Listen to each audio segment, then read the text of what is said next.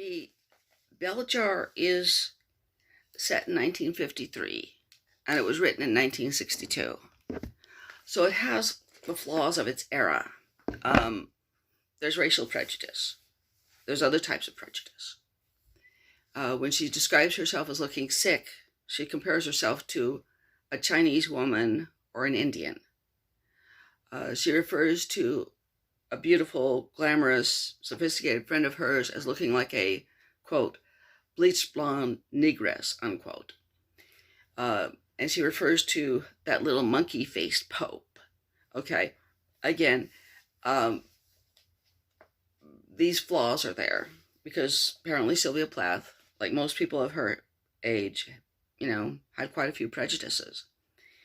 The scene in which her prejudice comes out in the most troubling manner occurs when Esther Greenwood, the heroine, is in a mental hospital, and there's an orderly there who is a black man.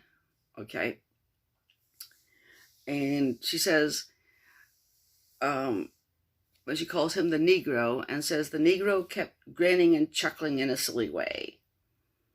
Okay, and he was banging down the tureens, and I could tell we were his first crazy people. Okay, now, in the tureens, he serves string beans and baked beans.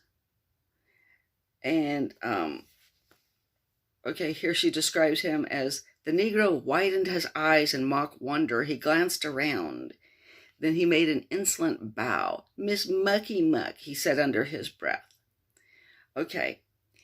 Now, for some reason, she's very upset that he served tureens with baked beans and green string beans. She says here, "I knew perfectly well you didn't serve two kinds of beans together at a meal. Beans and carrots or beans and peas, but never beans and beans." And she comments, "The Negro was just trying to see how much we would take." Now, there's a real problem there automatically. I mean, wouldn't Esther know that this is an orderly? He didn't decide what was going to be served. He was just doing his job of bringing out what the superiors had said was going to be served. And secondly, what is the big crime of serving, green beans, string beans, and baked beans? But anyway, Esther Greenwood was offended by it. And she says, the Negro was just trying to see how much we would take. Again, I don't even think any normal person, well, again, she's not normal, she's had a nervous breakdown, would think this was his decision. Okay.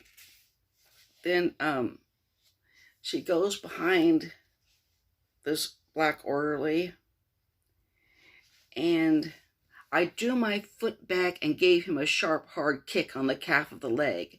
The Negro leapt away with a yelp and rolled his eyes at me. Oh, miss, he moaned, rubbing his leg. You shouldn't have done that. You shouldn't. You really shouldn't. That's what you get, I said, and stared him in the eye. Now, this scene could be taken as evidence of Esther Greenwood's mental deterioration, okay? That she would overreact in such a way to, some people being served two different types of beans. But it also, in the descriptions of this man of African ancestry, they're obviously all based on racist stereotypes. Okay? So, there's no getting away from the fact that that's a flaw in this brilliant work. And I hope you enjoyed hearing that. Bye for now.